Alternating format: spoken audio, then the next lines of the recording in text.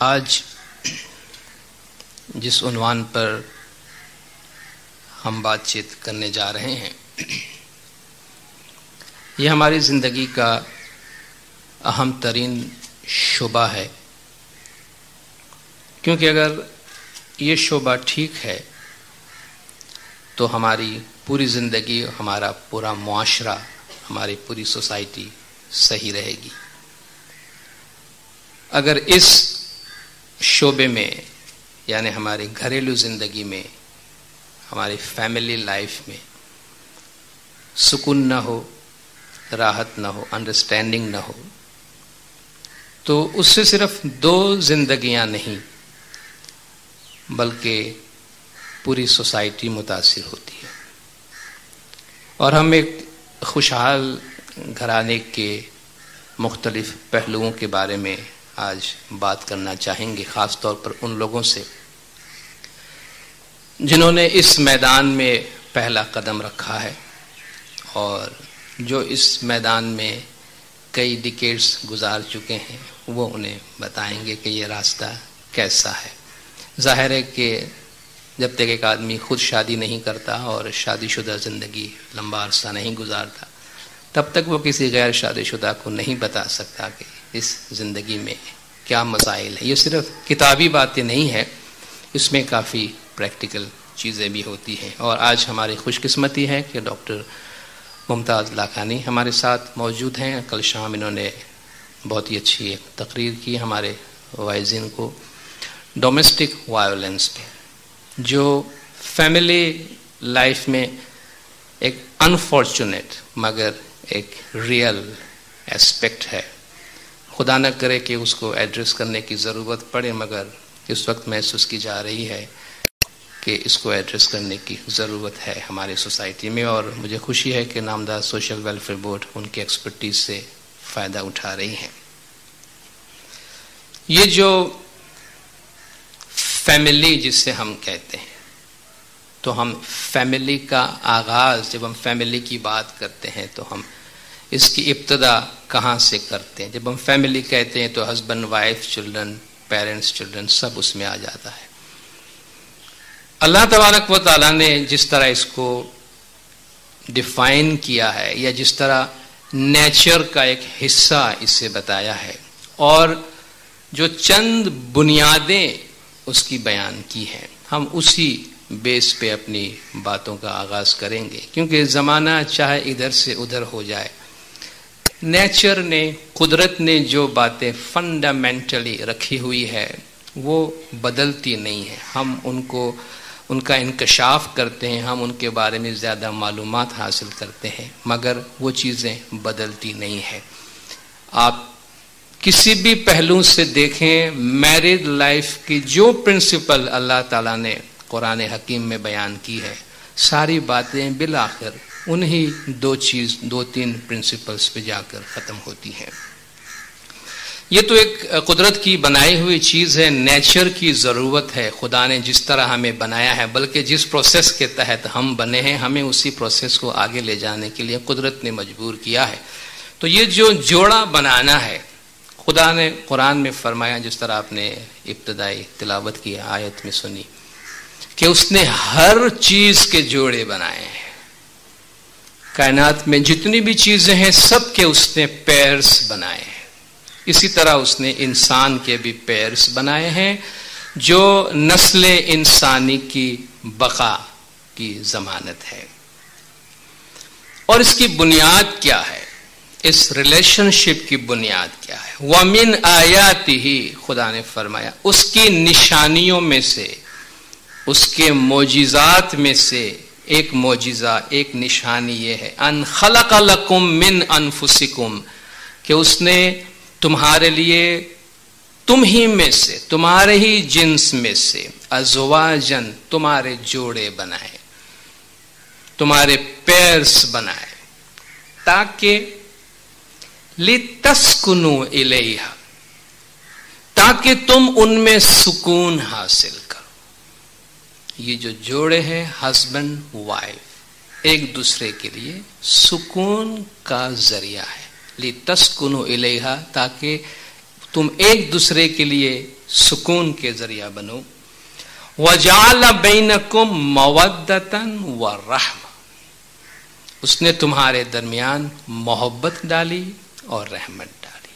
तो ये जो जोड़े खुदा ने फरमाया उसके बनाने का मकसद ये है कि एक दूसरे के लिए वो सुकून का बायस बने। जब वो सुकून का बायस नहीं बनता तो आप जानते घर जहन्नम बन जाता है। वजह क्या होती है कि उन्हें डिफरेंट प्रिंसिपल्स पे बनाने की कोशिश की जाती है, उन प्रिंसिपल्स के अलावा जो कुदरत ने दी है, इसलिए उसके नताइज बुरे निकलते हैं। हुन्ना लिबासुल लकुम व अंतुम लिबासुल लहुन्न, वो औरतें, मर्दों से कहा गया वो औरतें तुम्हारे लिए लिबास हैं और तुम मर्द अपनी औरतों के लिए लिबास की हैसियत से। इसमें से कोई किसी की पैर की जूती नहीं है, एक दूसरे के ड्रेस है, एक दूसरे का लिबास है। और लिबास का सबसे बड़ा काम होता है तन को ढाकना, इज्जत और शराफत को मेंटेन करना। एक दूसरे के ऐब को ढाकता है लिबास। तो मर्दों से कहा गया कि तुम औरतों के लिए लिबास हो और औरतों से कहा गया कि तुम मर्दों के लिए लिबास हो। और मुत्तकीन के लिए फरमाया गया वल्लज़ीना यक़ूलून रब्बना, मुत्तकीन जो अच्छे लोग हैं वो खुदा से दुआएं मांगते हैं कि हब लना मिन अज़वाजिना व ज़ुर्रियतिना क़ुर्रतु आयुन, ऐ खुदा हमारे लिए हमारे अज़वाज में से, हमारे लिए हमारे जोड़ों में से और हमारी औलाद में से हमें आंखों की ठंडक अता फरमा। तो ये जो फैमिली है खुदा फरमाता है तुम्हारे लिए, तुम्हारी बीवी, तुम्हारे बच्चे, तुम्हारे खानदान तुम्हारे लिए आंखों की ठंडक फराहम करने का जरिया है, बशर्ते कि उन्हें उन उसूलों पे लिया जाए जिन उसूलों पे कुदरत ने इसे हमारे लिए बना के दिया है। तो ये वो बुनियादें हैं जिनके जरिया, जिन पर एक मर्द और औरत के ताल्लुकात बनते हैं, जिन पर एक घराने की बुनियाद पड़ती है। एक बात हम याद रखें, अल्लाह ताला की इस तख्लीक में, इस कायनात में हर चीज अपनी जगह यूनिक है, कोई चीज किसी चीज की डुप्लीकेट नहीं है। खुदा फरमाता है कि तुम्हारी सूरत, तुम्हारी जबान, तुम्हारे कबीले, हर चीज एक दूसरे से जो मुख्तलिफ है ये भी मेरे मोजिजात में से है। खुदा अगर एक ही चीज की डुप्लीकेट बना देता तो वो रिडंडेंट होता, वो बेकार होती। इसलिए हर चीज जो अपनी जगह पैदा की गई वो यूनिक है अपनी जगह पे, वो मुनफरिद है अपनी जगह पे, कोई भी दो चीजें एक जैसी नहीं है। इस लिहाज से मर्द अपनी जगह पे एक यूनिक पर्सनालिटी रखता है, हर मर्द और हर औरत। और जब ये दोनों आपस में मिलते हैं तो इसका ये मतलब नहीं है कि दोनों अपनी अपनी पर्सनालिटीज को कुर्बान करके एक कोई तीसरी नई पर्सनालिटी को जन्म दे, ऐसी कोई बात नहीं है। मगर इस यूनिकनेस को समझने की जरूरत है। हर एक की अपनी दुनिया है, इसलिए हम जो भी बात करेंगे इसमें बातें तकरीबन जनरल होगी, जो मुमकिन है हम बहुत आम तरीके से उसको किसी सतह पे डिस्कस कर सके, वरना हर शख्स की अपनी दुनिया है, हर एक का अपनी नौयत का मसला होगा और उससे उसी पॉइंट ऑफ व्यू से देखकर और उसके हल तलाश करने की कोशिश करनी पड़ेगी। तो ये यूनिक पर्सनालिटीज आपस में मिलकर एक नई दुनिया को जन्म देते हैं, जिससे एक शादीशुदा घराना पैदा होता है। दुनिया में जो भी काम एक समझदार इंसान करता है तो वो किसी प्लानिंग के बगैर नहीं करता। छोटा सा भी काम, खवातीन घर में खाना बनाती तो सुबह सबसे पहले डिश अपने जहन में लाती है ना आपके, भाई क्या पकाना है। ये जो क्या पकाना है उसको सामने रख के आप इंग्रेडिएंट्स या है घर में तो मंगवाते हैं या अपने घर वालों को हुक्म देते हैं कि आप बाजार जाएं, ये चीजें ले आइएगा ताकि आज दोपहर को या आज रात को ये खाना पकना है। पहले डिश सामने है, उसको सामने रखकर प्लानिंग होती है क्या चीजें हमें डालनी है और कितनी डालनी है। ऐसा तो नहीं है कि भाई जो चीज सामने नजर आए उठा के सब बर्तन में डाल दिया एंड लेट्स सी के इसका क्या नतीजा निकलता है। शायद नतीजा कभी अनएक्सपेक्टेडली अच्छा हो जाए, लेकिन शायद नॉर्मली बुरा ही निकलेगा नतीजा। तो जो लोग कपड़े सिलवाने के तजुर्बात से अभी तक वाकिफ हैं, उन्हें मालूम है कि आप जब कपड़ा खरीदते हैं तो पहले आपके जहन में यह होता है कि आप उससे बनाना क्या चाहते हैं।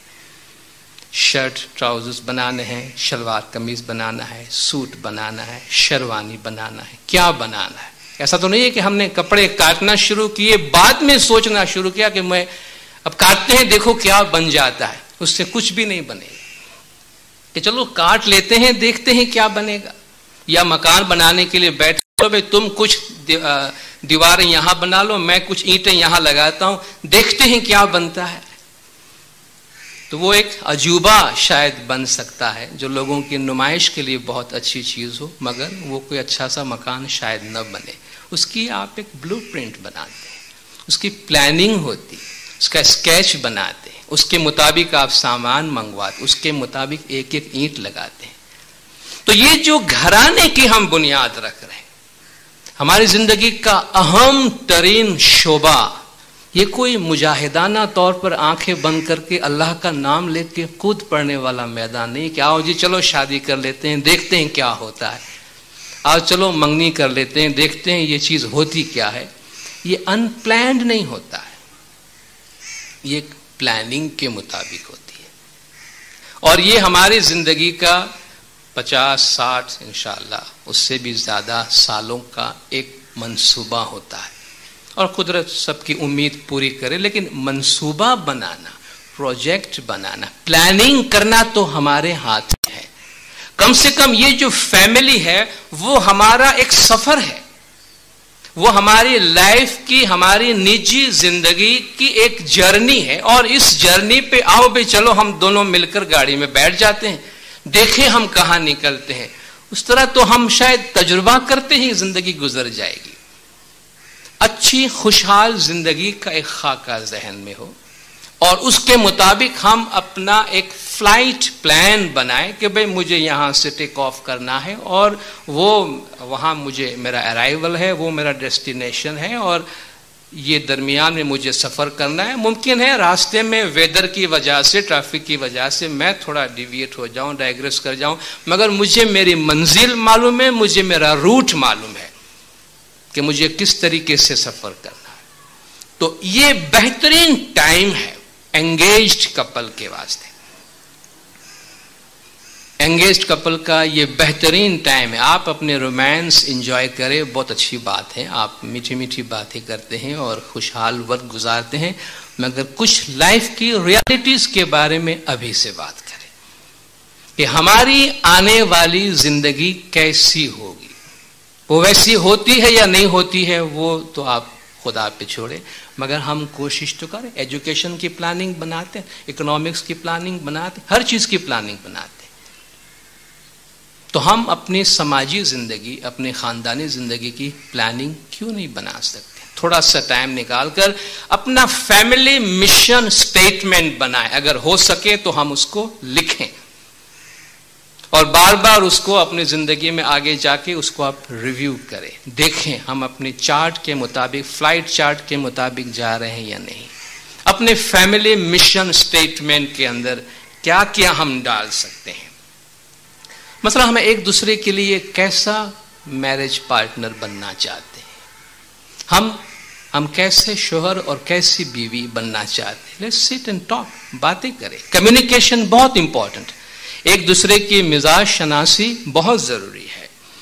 हम एक दूसरे को किस तरह ट्रीट करेंगे, किस तरह ट्रीट करेंगे? इक्वली ट्रीट करेंगे या इसमें से एक सुपीरियर होगा, एक इन्फीरियर होगा? अभी से बात कर ले, क्या जो इन्फीरियर जिसको आप ट्रीट करना चाहते हैं वो एक्सेप्ट कर रहा है या कर रही है कि उसे during the course of the way कि उसे इन्फीरियर ट्रीट किया जाएगा, इक्वल ट्रीट किया जाएगा? इक्वल ट्रीट करेंगे एक दूसरे को तो किन बुनियादों पे करेंगे? हमारे इख्तिलाफात को हम किस तरह हल करेंगे? ये ना कहें कि भाई अभी तो हमने मंगनी की है और आप इख्तिलाफात की बात कर रहे हैं। सबसे पहले ये डिस्कस करना कि हम इख्तिलाफात को किस तरह रिजॉल्व करेंगे, क्योंकि अगर हम कोई ऐसी मैरिड लाइफ का तस्वुर रखे हुए हैं कि जहां बस मिठास ही मिठास है और बस हम खुशहाल जिंदगी गुजार रहे हैं, तो वो नहीं है। ये तो खाने के बाद पता चलता है कि इसमें कितनी मिठास आप लोगों को आती है, लेकिन वो फूलों का सेज नहीं है कुछ दिनों के वास्ते, बाद में रियल लाइफ है। तो जो डिफरेंसेस होंगे डिफरेंट मैटर्स पे कैसे रिजॉल्व करेंगे? क्या पड़ोसियों को बुलाएंगे रिजॉल्व करने के लिए या खुद ही करेंगे? खुद करेंगे तो किस तरह करें? राइट इट डाउन अगर पॉसिबल हो, या कम से कम अंडरस्टैंडिंग करें। और डिफरेंसेस खुद मौला ने फरमाया कि we are born with differences. जो यूनिकनेस की मैंने बात की ना, भाई मर्द यूनिक है, औरत यूनिक है अपनी जगह पे, और वो चीजें साथ साथ चलेंगी और उसमें एक अंडरस्टैंडिंग क्रिएट करना है। We are born with differences and we should learn to live with our differences. हमें अपने इख्तिलाफात के साथ जीना सीखना चाहिए। तो हम एक दूसरे से बातें करें कि भाई डिफरेंट मैटर्स पे हमारे इख्तिलाफात होंगे तो क्या सूरत हाल होंगी कि हम उसको रिजॉल्व कैसे करेंगे। माली उमूर को, फाइनेंस को हम किस तरह हैंडल करेंगे। मुमकिन है अब जो हमारे खानदान बन रहे नौजवान हैं शायद दोनों कमाने वाले होंगे। जब दोनों कमाने वाले होंगे तो किस तरीके से आप अपने फाइनेंस को हैंडल करेंगे, आपके बच्चे कितने होने चाहिए और कब होने चाहिए, ये सब अल्लाह के ऊपर मत छोड़ दीजिएगा कि आगे जाके हम कहें भाई जी अल्लाह की मर्जी थी हम क्या करते हैं। इसमें भी खुदा ने हमें अकल दी है, उसका इस्तेमाल हो। हम कैसे पेरेंट्स बनना चाहेंगे, हम कैसे पेरेंट्स बनना चाहेंगे, बच्चों को कैसी जिंदगी देना चाहेंगे, क्या एजुकेशन देना चाहेंगे, क्या ट्रेडिशन देना चाहेंगे। लोग डायलेमा में आ जाते हैं, भाई हमारे मुल्क में एजुकेशन अच्छा नहीं है, चलो हम यहां से निकलते हैं।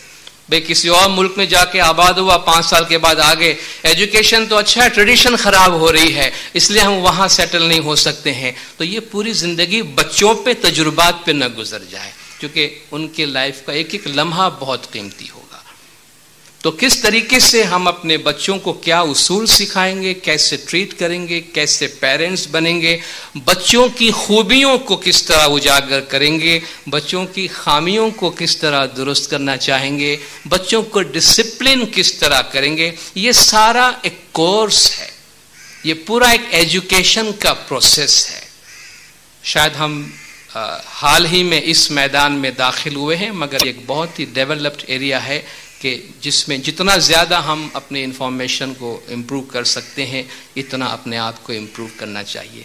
तो ये वो रियलिटीज़ हैं कि जिनको सामने रखकर हम अपने मुस्तकबिल की कुछ प्रोग्रामिंग करें, कुछ प्लानिंग करें और उसके बाद इस मैदान में हम आगे बढ़ें। मंगनी से लेकर शादी तक आपको कई मराहिल से गुजरना पड़ता है। नॉर्मली ये प्रिपरेशन का मरहला होता है, लेकिन ये बहुत ही अच्छा मौका होता है जिसमें हम एक दूसरे की खूबियों और खामियों को जान सकते हैं, पहचान सकते हैं। और ये एक टाइम दिया जाता है हमारे लिए कि जिसमें हम अपने आप को एडजस्ट कर लें, जिसमें हम एक दूसरे की खूबियों और खामियों से अपने आप को एडजस्ट कर ले, एक दूसरे को अच्छी तरीके से जांच ले और जान ले, क्योंकि बाद में फिर हमको साथ में ज़िंदगी गुजारना है और बाद में साथ में हमें निभा करना है। जहाँ तक मुमकिन हो अपनी मंगनी शुदा ज़िंदगी जो है उसको बहुत ज़्यादा तूल न दे, बहुत लंबाए नहीं, क्योंकि इससे भी बहुत ज़्यादा सोशल प्रॉब्लम्स होते हैं। जैसा मैंने पहले अर्ज किया, अब हम शादी के अमल की तरफ आते हैं कि शादी को खुदावंद ताला ने मोहब्बत का नाम दिया है। It is based on love. इंसान की इंसान से मोहब्बत की बुनियाद पर शादी होती है और इस शादी को मोहब्बत की बुनियाद पर ही होने दें। इसको कोई और नाम न दें, इसको कोई और सूरत न दें। अनफॉर्चुनेटली बहुत सी सोसाइटीज में ऐसा होता है, हम कोई उससे आज़ाद नहीं है। शादी को कोई डील न बनाए दो फैमिलीज के बीच में।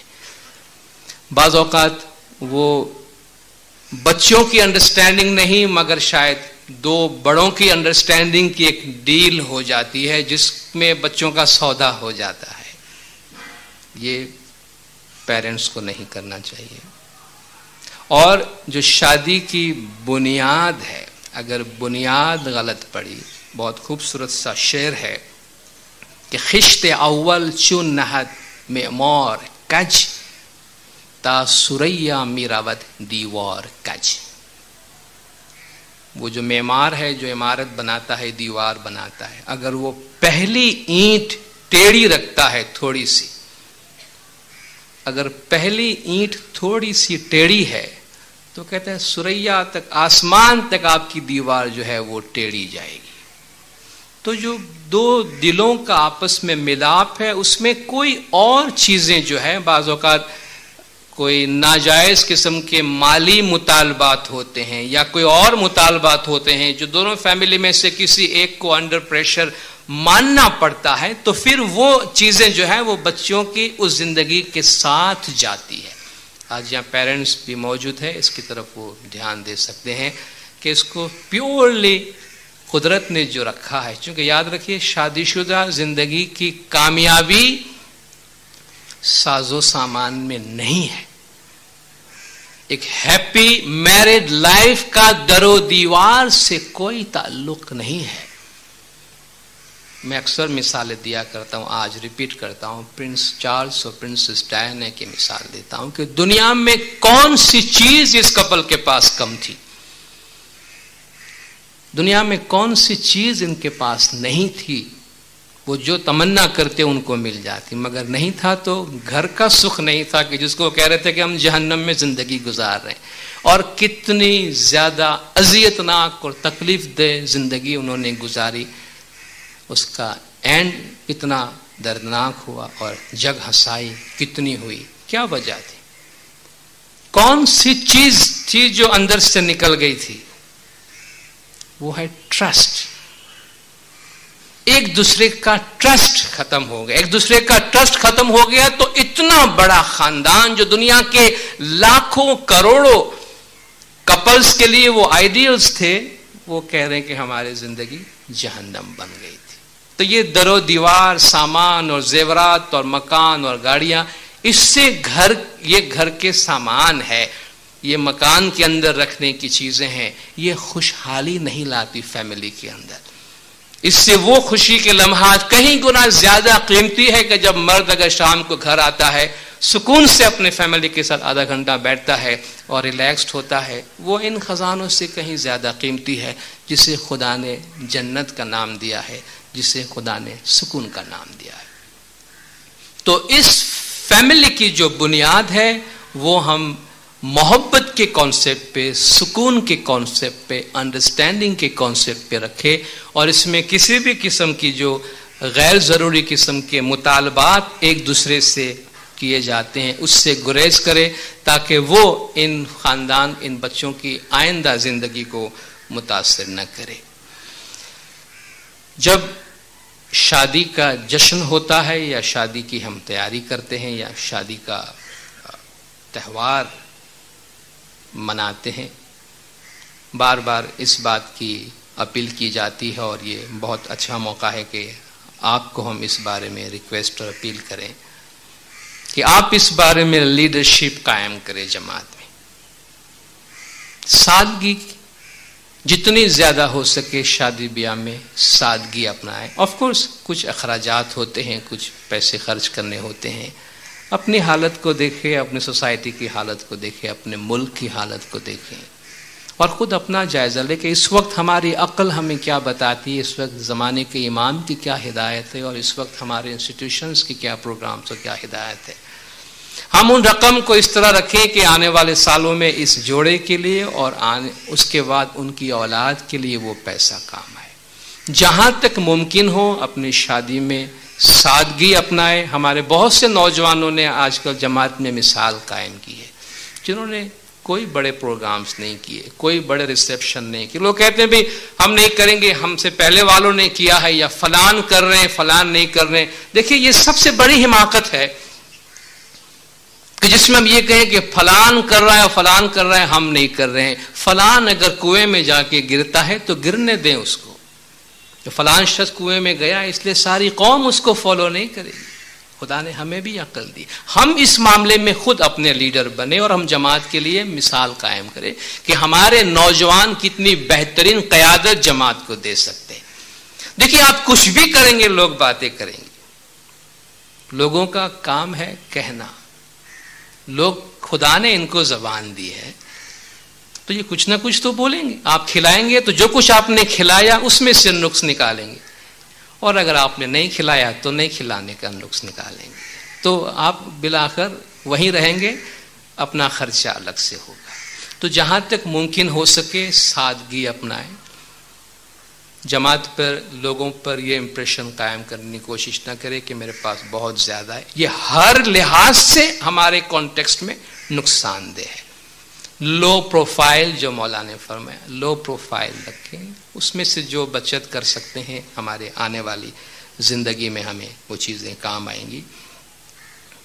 शादी का जोड़ा खास तौर पर, या कुछ ऐसी चीजें जो सिर्फ और सिर्फ शादी के दिन की याद बन के रह जाती है। एक दिन के लिए पहनने के लिए एक बहुत ही महंगा जोड़ा बनाया जाता है, फिर वो बाकी सारी जिंदगी वो देखने के वास्ते होता है। हम इसे देखते हैं या तस्वीर में उसको देखते हैं, वो इस्तेमाल नहीं किया जा सकता। आप उसको एनकैश भी नहीं करवा सकते, वो आपके लिए कुछ रकम भी फिर बाद में वो जोड़ा नहीं ला सकती। तो हम अपने अकल का इस्तेमाल करें कि क्या ये मुनासिब है ऐसा करना, इसके पीछे क्या फलसफा है। अगर मैं सादा लिबास में या एक नॉर्मल से लिबास में या कम खर्च वाले लिबास में शादी करता हूं या करती हूं, तो क्या इससे मेरी शादी के लाइफ पे कोई असर पड़ता है? क्या शादी के जोड़े का मेरे खुशहाल जिंदगी से कोई बराह रास्त ताल्लुक है? कोई ताल्लुक नहीं है। बाज़ औक़ात बच्चों का इसमें चॉइस नहीं होता है, पेरेंट्स का से ज्यादा होता है। तो जरा उसकी तरफ तवज्जो दें। और देखिए, हम हमेशा नेचुरल ब्यूटी की बात करते हैं। ये नेचुरल ब्यूटी इटसेल्फ बोलने की जरूरत नहीं। जब आप नेचर कहते हैं तो इटसेल्फ ब्यूटी है। नेचुरल ब्यूटी कहने की भी जरूरत नहीं, नेचर इटसेल्फ ब्यूटी है। और नेचर की सबसे बड़ी खूबी क्या है कि वो सिंपल है, वो सोफिस्टिकेटेड नहीं है। तो बाज चीजें कुदरत ने जिस तरह रखी है वो सिंपल है, और सिंपल जो है वो सबसे ज्यादा ब्यूटीफुल है। तो जितना हम, जो एक जमाने में लोग कहा करते थे कि सिंपल लिविंग हाई थिंकिंग, आप सादा जिंदगी गुजारे मगर अकली तौर पर इंटेलेक्चुअली हमारी लाइफ आला हो। अब अनफॉर्चुनेटली हाई लिविंग हो जाती है और थिंकिंग हमारी बहुत मामूली रह जाती है। तो जो हम तालीम हासिल करते हैं, एजुकेशन लेते हैं, इंटेलेक्ट को प्रोग्रेस देते हैं, तरक्की देते हैं, तो उस बेसिस पर अपने खानदानी के बारे में सोचिए। कुछ बातें प्रैक्टिकल शादी के लाइफ में आने से पहले वालिदैन से और वालिदैन के हवाले से।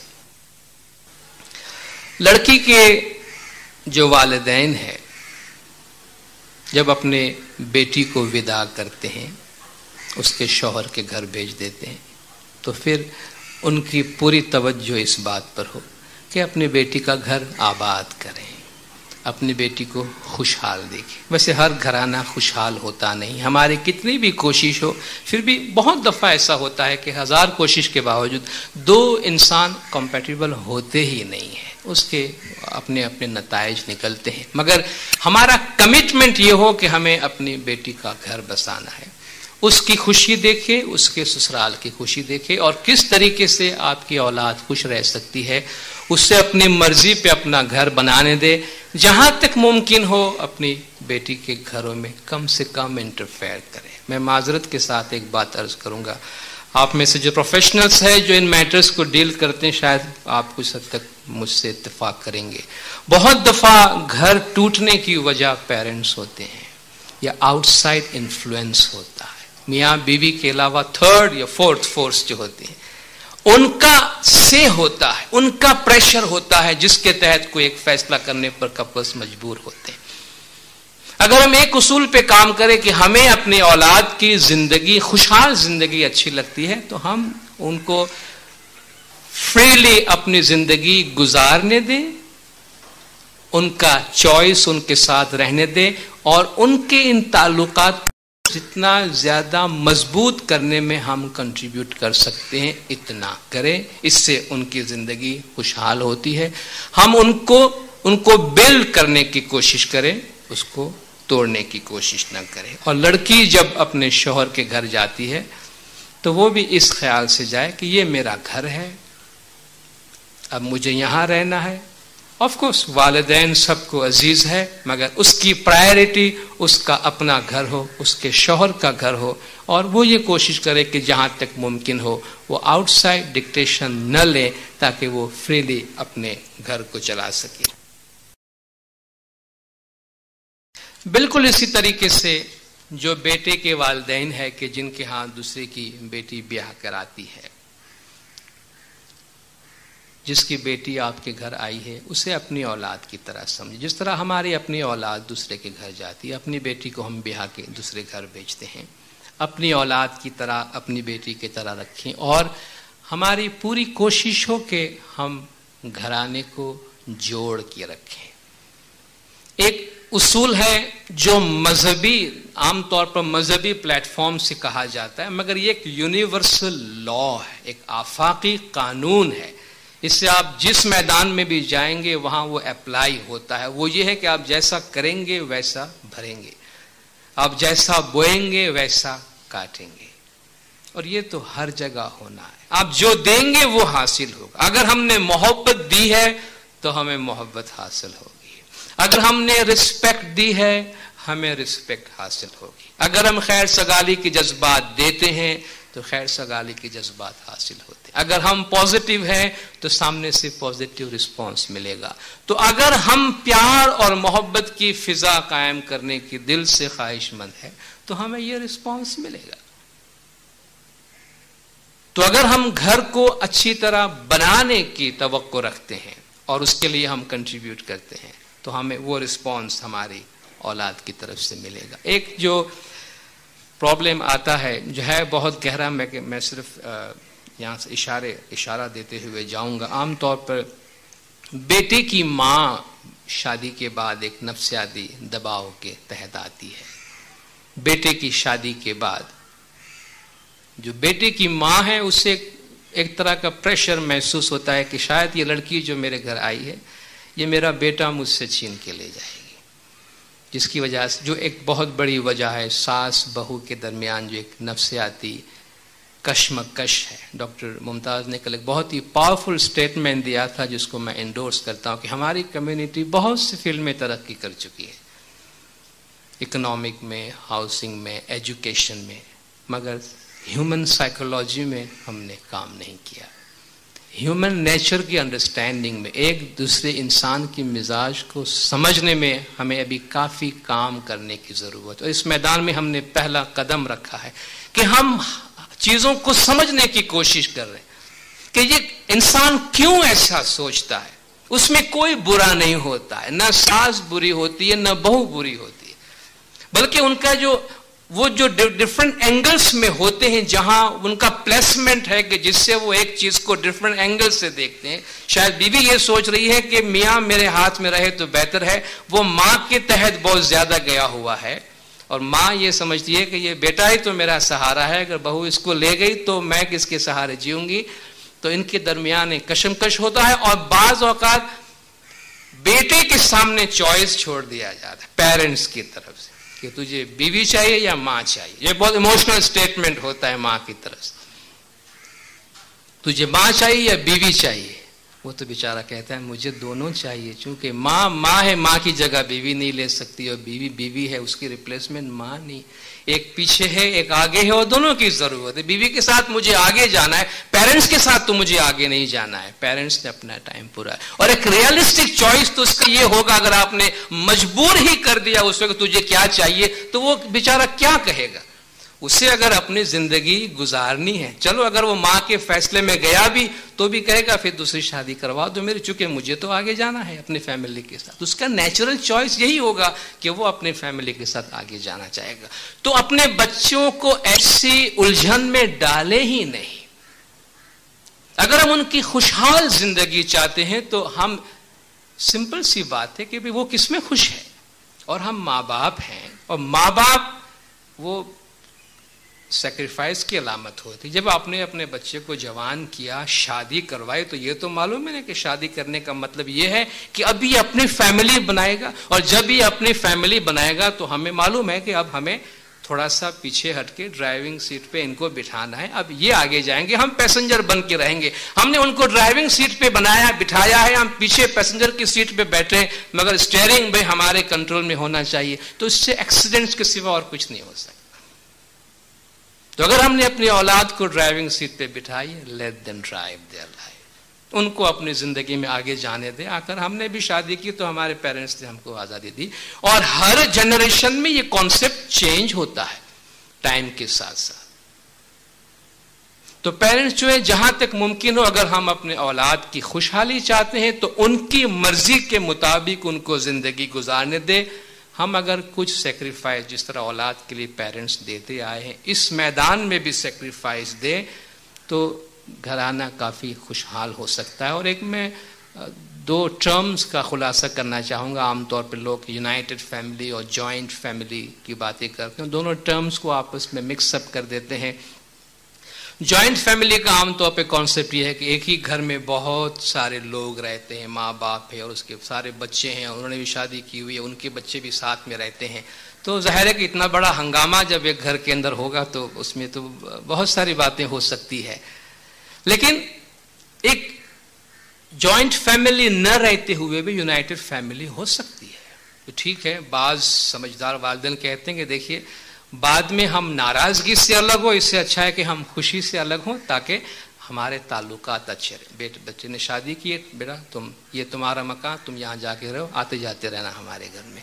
तो वो अच्छे खुशहाल ताल्लुकात रहते। क्योंकि देखिए, जो जो वक्त गुजरता जाता है, इंडिविजुअलिज्म और राइट्स का कॉन्सेप्ट बढ़ता जा रहा है। हर इंसान, इवन छोटा छोटा बच्चा जो घर के अंदर है, वो भी कहता है कि भाई मेरे भी कुछ राइट्स हैं।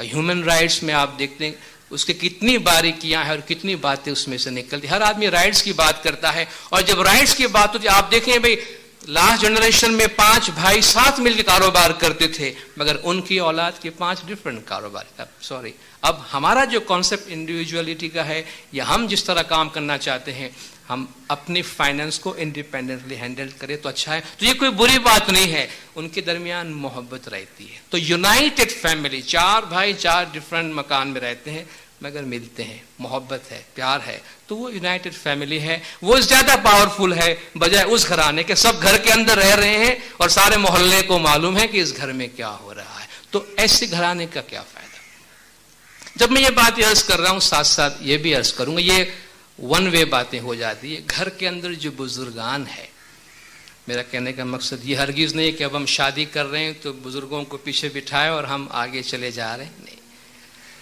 बुजुर्ग जो हमारे घरों में होते हैं, वो एक स्टेबलाइजिंग फोर्स होती है फैमिली के अंदर। माँ बाप का होना, सास ससुर का होना फैमिली के अंदर, ये घर के अंदर एक बरकत के बायस होते हैं। और ये है जो घराने को मजबूत रखते हैं। ये वो लोग हैं जिनके पास आप काउंसलिंग के लिए जाते हैं, जो आपको सुबह शाम मशवरा देते हैं। और खुद मौलाना हाजिर इमाम की हिदायत और फरमान है कि इनकी इज्जत की जानी चाहिए, इनका एहतराम किया जाना चाहिए। और इनकी तरफ से अगर हमें ऐसा नजर आता है कि ज्यादतियां हैं, तो उन ज्यादतियों को भी कुछ हद तक बर्दाश्त करना चाहिए। क्योंकि जब तक गिव एंड टेक नहीं होगी फैमिली के अंदर, तब तक फैमिली जो है स्टेबलाइज नहीं होगी। कल हमें भी बुजुर्ग होना है, कल हमारी भी उम्र बढ़ेगी और हमारी भी औलाद हमारे पीछे आएगी। हम उसको सामने रखें कि हम किस तरह चाहेंगे हमारी औलाद हमें ट्रीट करे। हम वो ट्रीटमेंट अपने वालिदैन को दी, और जैसी ट्रीटमेंट हम अपने वालिदैन को, सास ससुर को देंगे, वो ट्रीटमेंट हमारे पीछे आ रही होती हमारे वास्ते। तो घर के माहौल को खुशहाल बनाए रखने के लिए, देखिए यहाँ न किसी का एब्सोल्यूट राइट है, न किसी के एब्सोल्यूट ऑब्लिगेशंस हैं कि भाई तुम्हारे ये फराइज है, मेरे ये हुकूक हैं। जनाब, आपके हुकूक हैं तो आपके ये फराइज हैं और मेरे ये हुकूक हैं। जिस तरह माँ बाप के कुछ हुकूक औलाद की तरफ हैं और औलाद के कुछ फराइज माँ बाप की तरफ है, इसी तरह माँ बाप के कुछ फराइज है औलाद की तरफ, औलाद के कुछ हुकूक है माँ बाप के। दोनों के राइट्स हैं और दोनों की रिस्पॉन्सिबिलिटीज है।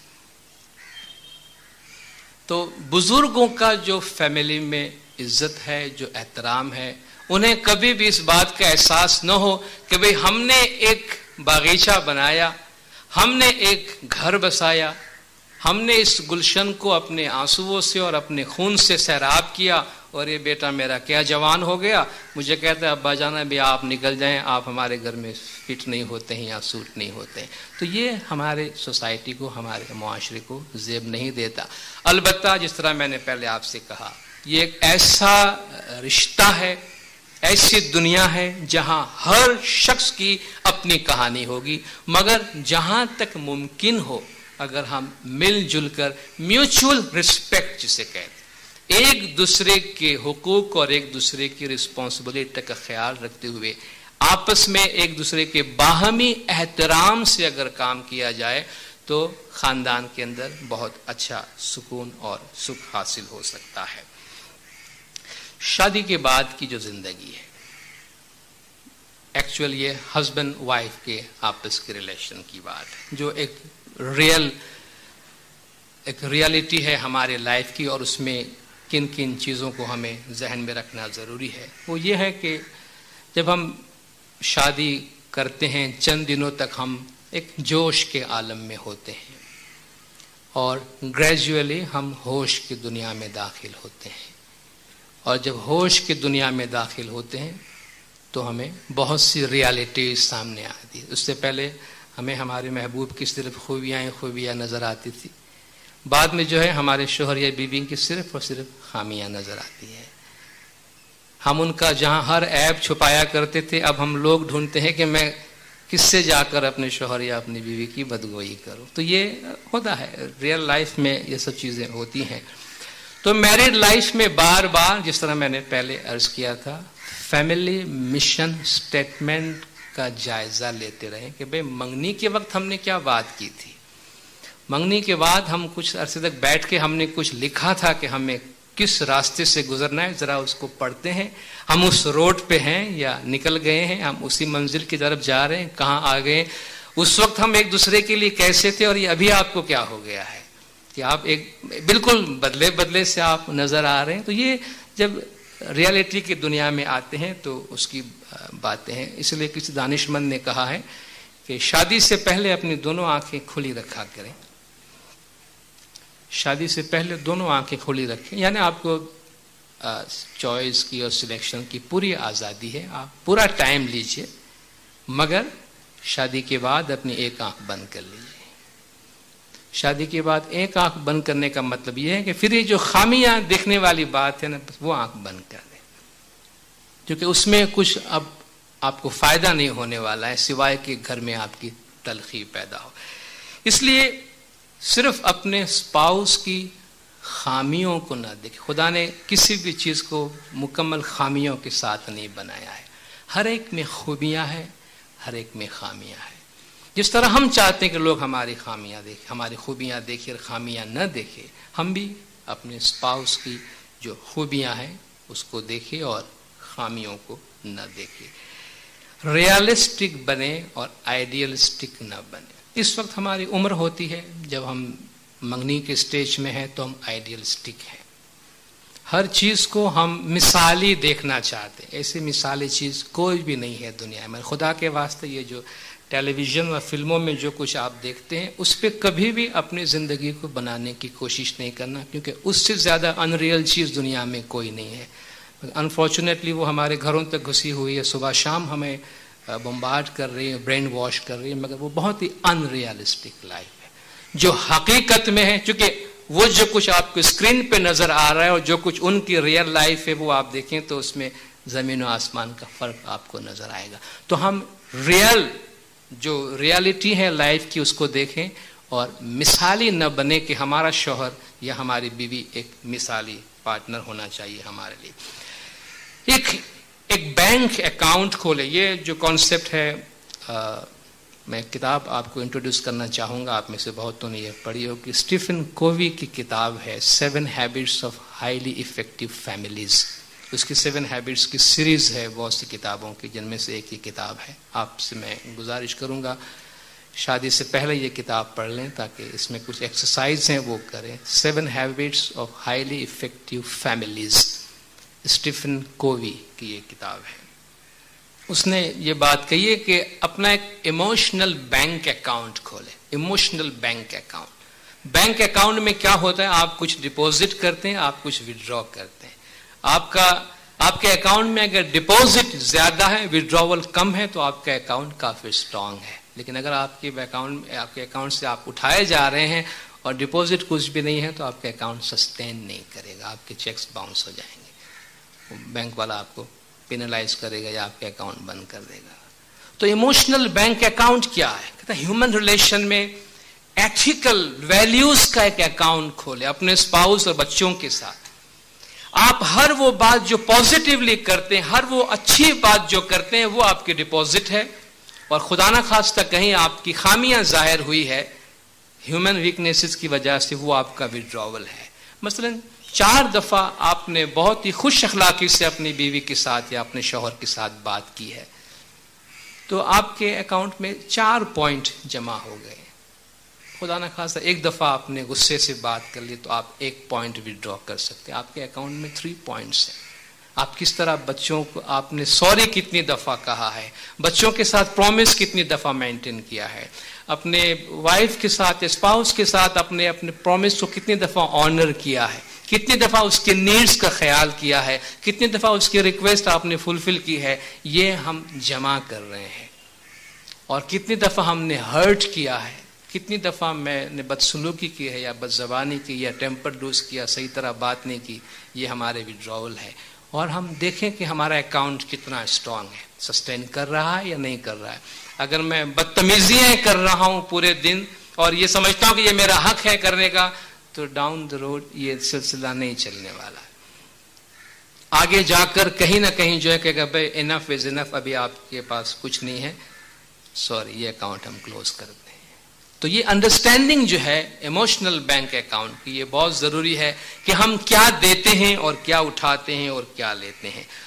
दूसरों से अपने खानदान का, अपने फैमिली का या अपने कपल का मुआजना कभी नहीं, कंपेयर नहीं करना। भाई अपनी बीवी से ये कहना कि भाई मेरे दोस्त की बीवी तुमसे अच्छी है, या अपने शौहर से कहना कि भाई मेरी सहेली का शौहर, या खुदा न खास्ता कभी भी ऐसा कोई स्टेटमेंट ना दे कि भाई तुमसे अच्छा रिश्ता मेरे वास्ते आया था, तुमसे अच्छी लड़की मुझे मिल रही थी। ये चीजें जो है ना, ये फैमिली के अंदर बहुत ज्यादा डैमेजिंग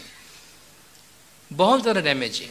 ये रिलेशन को वो ट्रस्ट जो है ना, म्यूचुअल रिस्पेक्ट, म्यूचुअल लव और म्यूचुअल ट्रस्ट का जो हमारा रिलेशनशिप है, वो इससे खत्म हो जाता है। दूसरों के सामने, खुदा के लिए पब्लिकली दूसरों के सामने कभी भी अपने स्पाउस की बुराई बयान नहीं करना, खास तौर पर उनकी मौजूदगी में। अपनी बीवी, शौहर या अपने बच्चों का हर लिहाज से पब्लिक में दिफा करे, उनको डिफेंड, उनके ऑनर को डिफेंड करे, ताकि वो प्राउड फील हो कि मेरे फैमिली मेंबर, मेरा शौहर या मेरी बीवी या मेरे बच्चे वो हैं कि जो एक दूसरे के ऑनर को पब्लिक में भी रिस्पेक्ट करते हैं और उनको डिफेंड करते हैं। सिर्फ बनावटी मटेरियल और मादी जिंदगी न गुजारें, एक स्पिरिचुअल लाइफ गुजारें। स्पिरिचुअल लाइफ आप देखेंगे बहुत ज्यादा जो लोग मजहब की अंडरस्टैंडिंग रखते हैं और मजहब के वैल्यूज को फॉलो करते हैं, उनमें फैमिली के अंदर नाइत्तेफाकी और डिस्कॉर्ड जो है वो बहुत कम होता है। नैगिंग एक बहुत बुरी चीज है और बहुत तकलीफ देने वाली है कि हमेशा शौहर या बीवी एक दूसरे पर नैगिंग करते रहे। नैगिंग का मतलब है बार बार नुक्ताचीनी करना, हर बात में नुक्स निकालना और एक ही बात लेकर पीछे पड़ जाना बार, जिससे आदमी तंग आ जाता है। अंडरस्टैंडिंग, एक दूसरे की सोच और समझ की अंडरस्टैंडिंग बहुत जरूरी है। अभी से आपको वार्न किए देते हैं, खुदा ना करे कभी ऐसी कोई बात हो, मगर डॉक्टर मुमताज तफसील से किसी वक्त आपसे इसके बारे में बात करें, जरूरत ना पड़े इसकी बात करने की। आजकल वो डोमेस्टिक वायलेंस पे काम कर रही हैं, कभी भी अपने स्पाउस पे हाथ नहीं उठाना। खास तौर पर ये मर्दों पे ज्यादा लागू होता है। नॉर्मली इनका कहना है कि 93% मेल हस्बैंड जो है वो बीवी को, यानी ऐसे केसेस में 93% हस्बैंड जो है वो हाथ उठाता है, 7% वाइफ जो है वो शौहर पे हाथ उठाती है। तो ये एक बहुत ही डिह्यूमनाइजिंग किस्म का एक्ट है कि एक इंसान से उसकी इंसानियत छीन लेता है कि जब आप उस पर हाथ उठाते। खुदा न करे कभी कभी कभी भी ऐसी कोई सूरत हाल पैदा हो टोटली इस पे बैंड होनी चाहिए। फैमिली में कभी भी कोई भी मर्द महज इसलिए अपनी बीवी पे हाथ उठाए, वो ये समझता है कि मैं मर्द हूं इसलिए मैं स्ट्रांग हूं, मर्द पे हाथ उठाने की जरूरत क्यों नहीं करता है? उसे पता है कि हिट बैक नहीं करेगी, क्योंकि वो औरत है, बीवी है, और सोसाइटी में ये बताया गया है कि वो तुम्हारे सामने वो सबसर्वेंट रहती है। तो इस चीज से हो सके इतना हम गुरेज करें। तो चंद नकात जो है मैं रिपीट करके अपनी जगह लेता हूं कि म्यूचुअल रिस्पेक्ट ये वो इंग्रेडिएंट्स है कि जिससे हम एक खुशहाल खानदान की जिम्मेदारी ले सकते हैं। काफी हद तक 100% गारंटी कोई नहीं दे सकता, क्योंकि हर शख्स अपनी जगह पे एक मुनफरिद शख्सियत रखता है। म्यूचुअल रिस्पेक्ट, एक दूसरे की इज्जत, एक दूसरे का एहतराम बरकरार रखें एज ह्यूमन बीइंग भी। कमिटमेंट, हस्बैंड वाइफ दोनों कमिट करें कि मुझे इस घर को बनाना है, मुझे इस घर को मजबूत बनाना है, मुझे इस घर को संवारना है। कमिटमेंट और टोटल कमिटमेंट होना चाहिए। Time together, quality time together I would add.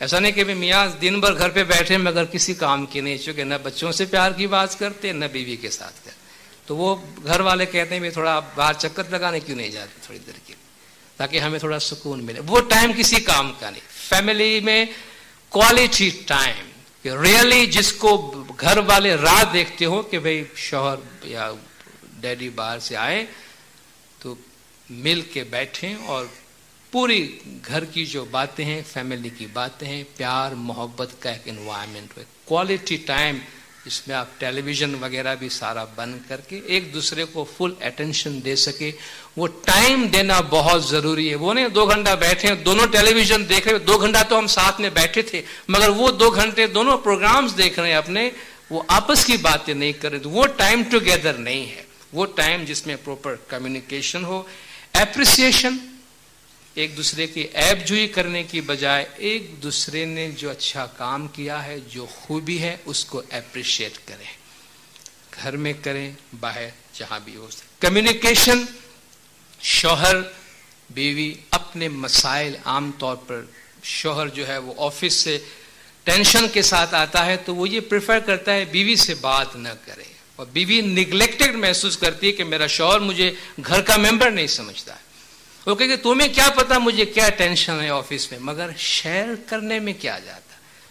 Share करने से कहते हैं गम बांटने से आधा हो जाता है, खुशी बांटने से दुगनी हो जाती है। तो बाहर से खुशी लेके आते हैं वो भी घरों में बांटें, लेकिन अगर टेंशन लेकर आए हैं, अकेले टेंस रहेंगे तो बीवी टेंस तो रहने वाली है। और मैं आपसे कहता हूं कभी कभी ऑफिस की बातें भी शेयर करने से शायद आपकी बीवी आपको इतना अच्छा मशवरा दे सके जो शायद आपका वो बहुत बड़ी तनख्वाह लेने वाला एडवाइजर आपको नहीं दे सकेगा, क्योंकि वो आपकी सही खैर खा है। खुदा ने उसको भी जहन दी है, उसको भी इक्वली अकल दी है। इंटेलेक्ट पे, विजडम पे किसी की इजारादारी नहीं है। There is no monopoly on wisdom. Wisdom के ऊपर न मर्द की इजारादारी है न औरत की इजारादारी है। तो जितना ज्यादा कम्युनिकेशन होगा, शेयर करेंगे, इतना ट्रस्ट बढ़ेगा, इतनी हमारी अंडरस्टैंडिंग होगी, और मसाइल का मुकाबला मिलकर करें।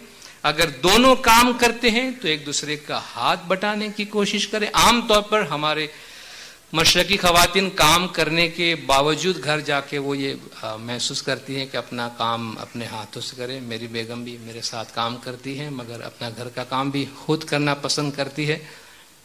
चाय तक बनाना मुझे नहीं आता। ये और बात है कि शायद वो बेहतर समझती है कि मैं अगर किचन में जाऊंगा तो किचन का जो हाल होगा और जो तूफान किचन पे गुजरेगा, उससे बेहतर है कि मैं चाय बनाने ना जाऊं। एक बात है, लेकिन जहां तक मुमकिन हो अगर दोनों काम करते हैं तो घर के काम को भी अगर शेयर कर सके तो अच्छी बात है कि एक दूसरे का हम हाथ बटाते हैं। अगर ना इत्तेफाकी हो जाए खुदा न खास्ता तो उसको बहुत लंबा न चलने दें और किसी और को इंटरफेयर न करने दे कि उस ना इत्तेफाकी से फायदा उठाए या कोई जरूरत पड़े हम किसी थर्ड पार्टी को अंदर लाने के लिए, बल्कि हम आपस में से ही इसको पहल करके और अपनी ना इत्तेफाकी को दूर करने की कोशिश करें। और एक नुक्ता आखिर में अर्ज करके अपनी जगह लूंगा कि बाज़ औक़ात कुछ इनोसेंट सी चीज़ें होती है, लेकिन उसको भी पॉइंट आउट करना बहुत ज़रूरी होता है कि घर में हमें टाइम देना ज़रूरी होता है। और बाज़ औक़ात हम कुछ ऐसा टाइम दे रहे होते हैं कि जिसके बारे में हमारा ज़मीर हमें प्रॉपरली गाइड करता है या नहीं, उसके बारे में सोच रहे होते हैं। कि बहुत से लोगों में, बहुत से घरों में जमाती खिदमत में टाइम देने की वजह से भी फैमिली लाइफ सफ़र होती है। और लोग समझते हैं ये तो पहले जमात का काम करना है, फिर घर का काम करना है। मेरे भाई, आप जमात का काम नहीं करेंगे तो कोई भी कर लेगा। आपका घर बसाने के दूसरा आदमी बाहर से नहीं आएगा। इसमें कॉम्प्रोमाइज, इसमें बैलेंस रखे। फाइन, जमात का काम का भी अपना टाइम होता है, लेकिन अगर हमारे घर वाले सफर कर रहे, मेरा बाप अगर बीमार है तो मैं दूसरे के वालिद को हॉस्पिटल ले जा रहा हूं, लेकिन मेरे वालिद से कोई और लेके जा रहा है, तो ये बेहतर नहीं है कि मैं अपने वालिद को हॉस्पिटल लेके जाऊं। तो जमाती खिदमत की वजह से भी फैमिली सेक्रीफाइस देती है, फाइन, लेकिन फैमिली लाइफ अगर सफर होती हो और वहां हमारी नीड हो तो उसमें भी आप बैलेंस रखें, उसमें भी कॉम्प्रोमाइज रखें, क्योंकि इवेंचुअली जो हमारे सुकून और राहत की जगह है वो हमारी फैमिली। ऐसा ना हो कि हम मौला का काम करने के बाद भी घर में आए तो महसूस करें कि उस काम की वजह से घर के अंदर भी टेंशन हो गया है। तो हम इसमें अपनी अकल को इस्तेमाल करें और लोगों से इसके बारे में मशवरा भी करें और बेहतर तौर पर एक बैलेंस्ड ज़िंदगी गुजारने की कोशिश करें। तो ये कुछ बातें थी जो अपने तजुर्बात की रोशनी में और अपने दोस्तों साथियों से सीखकर मैंने आपके सामने पेश करने की कोशिश की। इसके बारे में आप मज़ीद कोई बात करना चाहें, कुछ पूछना चाहें तो मैं अवेलेबल हूँ। आप जो भी पूछना चाहें पूछ सकते हैं। आप सब ने बहुत ही खामोशी से सुना। आप सबका बहुत बहुत शुक्रिया। प्यारी मित्र।